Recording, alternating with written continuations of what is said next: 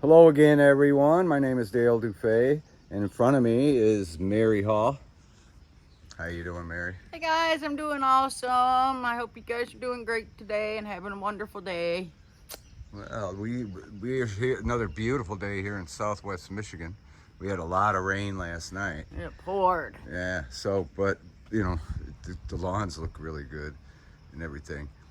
Incidentally, we're gonna maybe talk about an offer if any of you are interested, maybe in the near future. So this made me think of it looking out there. So stay tuned. It's going to be a surprise. You want to go? Let's go into the bathroom inside. Show what we did yesterday. Maybe some of you had a chance to see those time-lapse videos of the plumbing work. If you haven't, I encourage you to check them out. In yesterday's video number 9 of the series of videos that are documenting the remodeling of our home here in South Haven, Michigan. But we got some of the vent work done. We got the vanity vent done. This piece here is just a piece. It's nothing. And then, the main stack hooked up to the T, and then we're going to go over there to the shower. We stopped at the shower yesterday because it was getting kind of late and stuff. And we also got the subfloor. I should have showed that when we were walking in.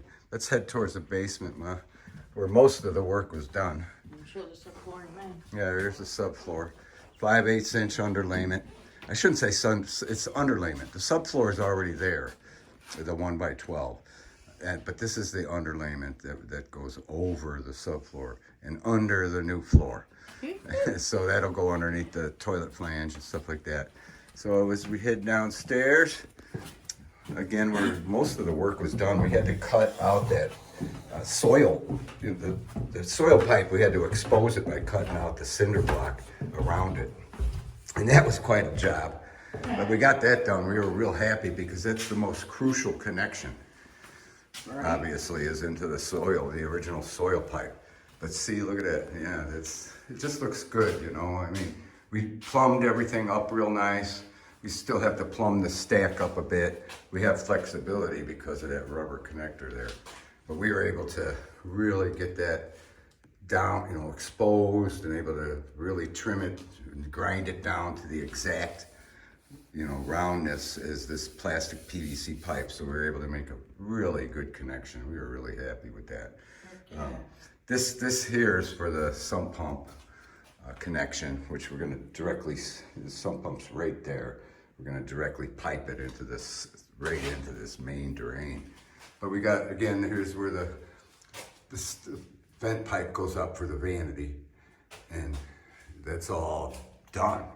And then the toilet's ready to go. And then here we gotta, put this T on there, and then continue on up the wall with the vent, and tie in with that T I showed you upstairs above the toilet. Over to the shower. And then I'm just gonna get this piece here to kind of demonstrate, once the shower drain itself comes down, we put this P-trap there because the showers don't have built-in P-traps like the toilets do. And then of course we didn't have to do a P-trap at the vanity because that's underneath the sink where you had the P-trap there. So this is kind of an interesting situation here. We had to make a P-trap in this drain. There's not one there and not one there. So that's but this P-trap go directly under the drain right here, but down clear in the, low enough to reach this point. And then basically the shower is done. But we can't, we have to also mount the shower basin. And we're gonna do that after we put the underlayment down. So that's why we kind of held up on the shower. But this is, for the most part complete, about 85% complete. And then we're gonna jump right on the supply lines. And that way we can have a working toilet. Yay, yay. Well, we just go less than 2 miles away is where H2 is. H2 is where the bathroom is and all that. Here's the check valve for the sump pump and all that, and all the parts for the sump pump. And we got the pipe outside, 1.5-inch pipe. We don't obviously need much, but before they had it all going through. See, that's what we came here with. It was already here, this flexible pipe to the sump pump going all the way up here and then across all the way over to this drain. And I'm assuming the only reason they did it is because it was the simplest way. They couldn't really tap into that cast iron that we had to bust out over there. You know, that soil pipe was all just, there's no way to tap in the sump pump. Which tells me the sump pump must have been an afterthought. But this is pretty nice that the kitchen has its own drain and the laundry. But the sump pump, we're gonna disconnect there and cap that off. And then we got, like I said, deal with the water softener here. Hook it up right there. You see, they got that hooked up to a hose going all the way.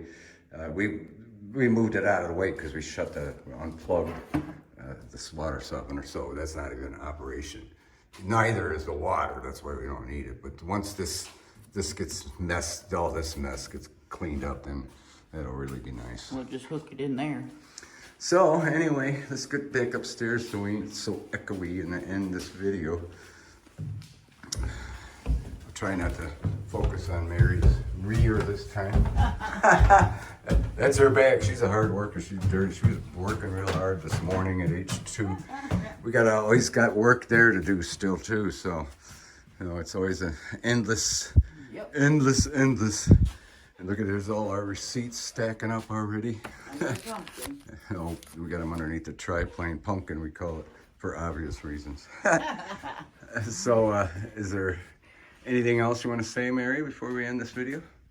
So I want to say I love you guys, and I hope you guys have a wonderful day. And my links will be below the video in the description box and the channels. And okay, I love you guys, and hit that thumbs up, please. All right. I hope you guys have a wonderful day. Okay, Mary, I hope you don't mind me interjecting.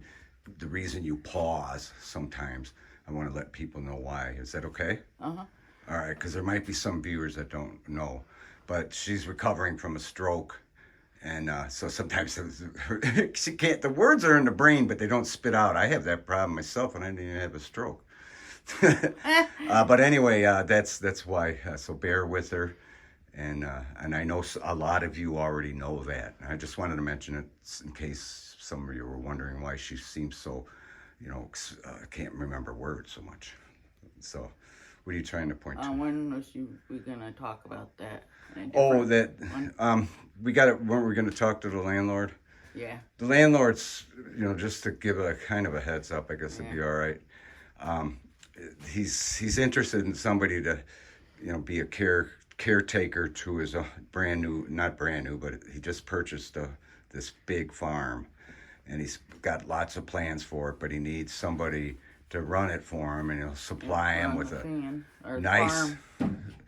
Right now, there's like an old trailer there, mobile home, and he's willing to remove that and put a nice double wide in there. For anyone, you know, this is something to think about. Obviously, he would be somebody paid. Wants to run the farm and help him out on the farm. Yeah, because he's, you know, he knows how to do the stuff. He's a very smart person, and he's probably doing it for profit. Mm-hmm. But my guess too is he's doing it for a hobby as well, as a retirement kind of thing. But he needs a full-time caretaker. I mean, you know how just working on a farm, you know, here in Southwest Michigan, right across the street from us. Yeah, you would also be Mary's neighbor across the street. And then, you know, he's thinking about livestock. Right now, there's hay growing on it. You know, well, not livestock, the pigs. Well, that's considered livestock. Not the stinky ones. Yeah, not pork pigs, but pig. He kind of say, what do you say? They graze. The little ones, yeah. They graze and stuff, and they're clean. For the food. And they're clean. You know, so are all pigs are for the food. They're kind of more half pet and half. Yeah. You know, pork. So anyway. Just throw that in there. We'll do a more detailed video once we get permission from the landlord. And because he keeps asking us if we know anybody. And it just occurred to us that Mary's got thousands of subscribers, that maybe somebody might know somebody who might be interested in, you know. Looking for a job. Of course, you know, you have to, you know. Be a hard worker and know what you're doing on the farm. Right, and also it's a big life decision. You know, yeah. You don't want to make up and move here and regret it, you know. like me. I don't regret it anymore, but it took me a while to get used to Michigan, I'll tell you that. And a lot of you who watched some of my videos in the past already know that. But now I'm feeling like a Michigander. Nothing against Michiganders, but having the missing tooth kind of helps a little bit. Ditch Billy. Didn't the word hillbilly come from Michigan? From Michigan. So anyway, I just call myself a ditch Billy. we kind of digressing there. You're what? A ditch Billy. Ditch Billy. A hillbilly is a Michigan dirt farmer. It's funny.